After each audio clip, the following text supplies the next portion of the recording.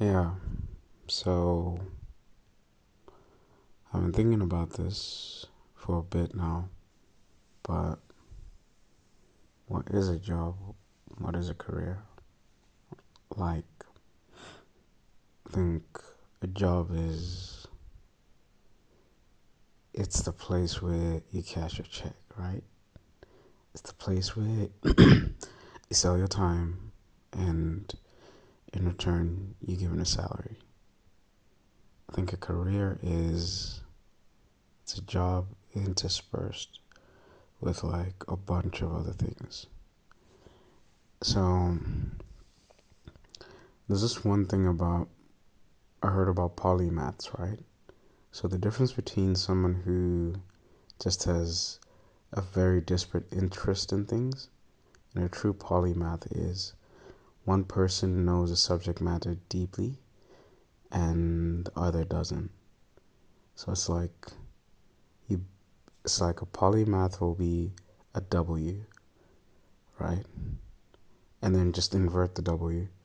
And then someone who's not a polymath will be just a V, but like an inverted V. And so when pressure comes or when problems need to be solved, they'll have three, four different bases of the pillar to withhold any of the pressure that comes, any of the ideas that come, because they've actually become subject matter experts at whatever interest they had. So, like, let's say you like nuclear and you're into the process, but you just touched on it at a surface level.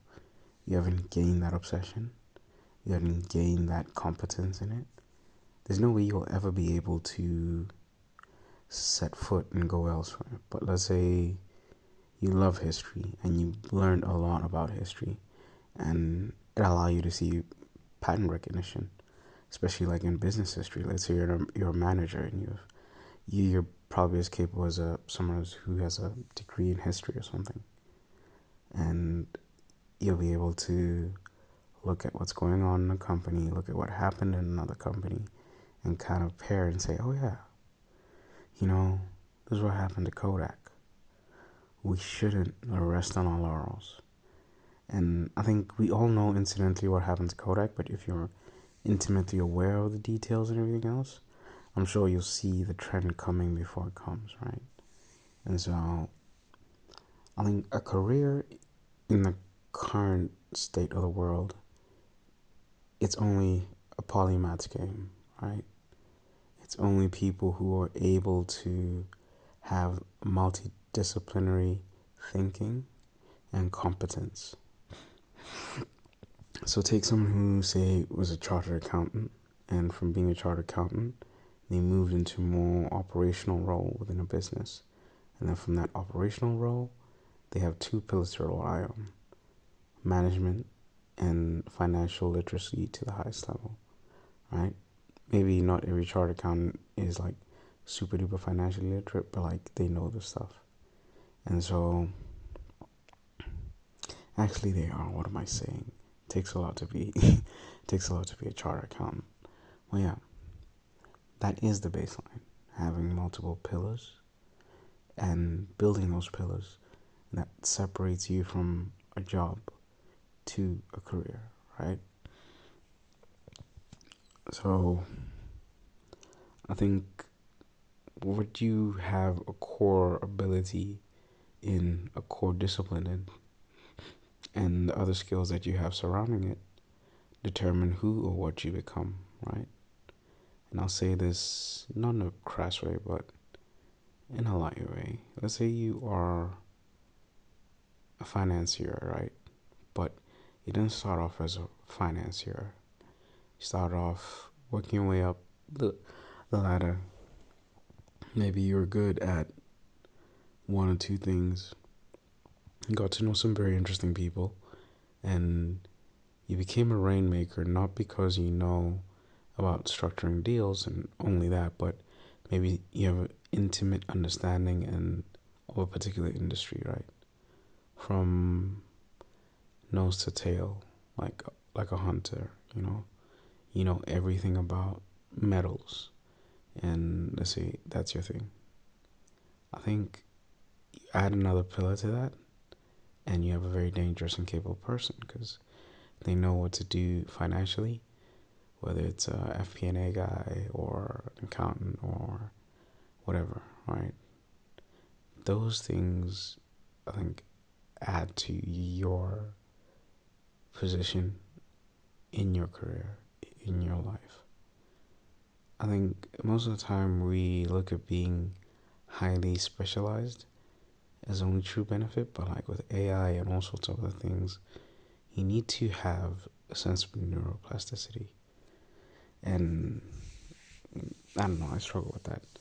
I think being able to change your, to change, right?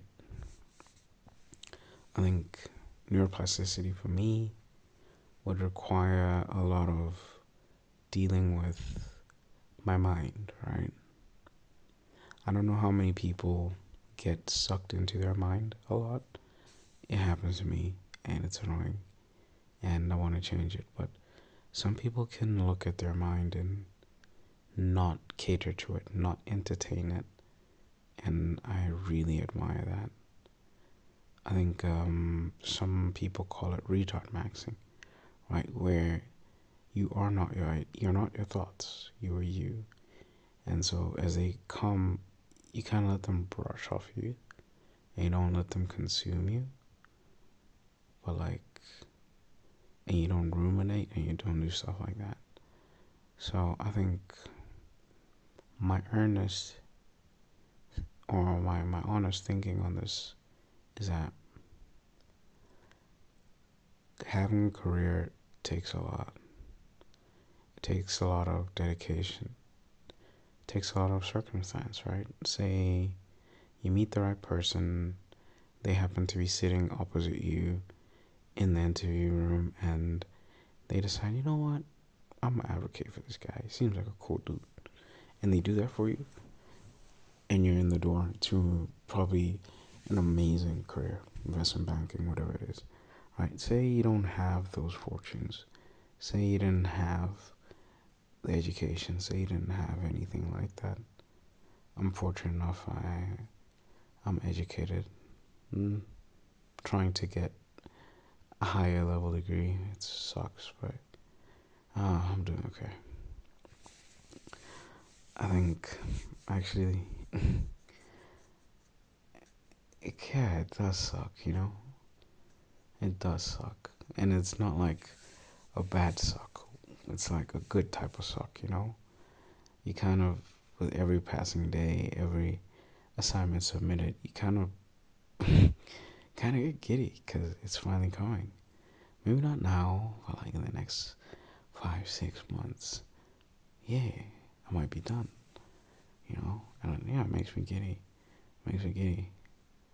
I think after being that giddy, I realized, oh no, there are other things I need to pursue. But anyway, that's a topic for another day. So, I think at times we confuse a life's purpose with a career, right? I think purpose comes from God. I only think purpose comes from God. And you may not find your purpose in what you do to earn your daily bread, right? And for some, that's a daunting idea because they've sacrificed it all for that job, for that career. They've sacrificed everything. I think grinding and all this stuff is a good idea. I think it's a good idea to appreciate and to focus on dedication, but it's also a bad idea to let your job consume you, like career consume you, because we are people. We have our own autonomy and everything else, and yeah, it's important. I think over the next couple of months, I'm gonna try to do this a bit more. I like it. It brings me bliss, you know. Maybe I might show my face, yeah. You never know. But this is the days when I didn't write my journal and something was picking up back in my brain. Sometimes it's about God, sometimes, yeah, it's about other things. But, like, yeah, that's what I was thinking about career. I think I have a career. I'm not sure if I do, but I have a job. And so, how do you build that career? How do you build that network? How do you build those capabilities? It just takes time and it's a struggle, but yeah, I think things work out and they will. Okay, this is me just musing. Good night, y'all. Those are awake, rise and shine. Those are going to bed. Good night.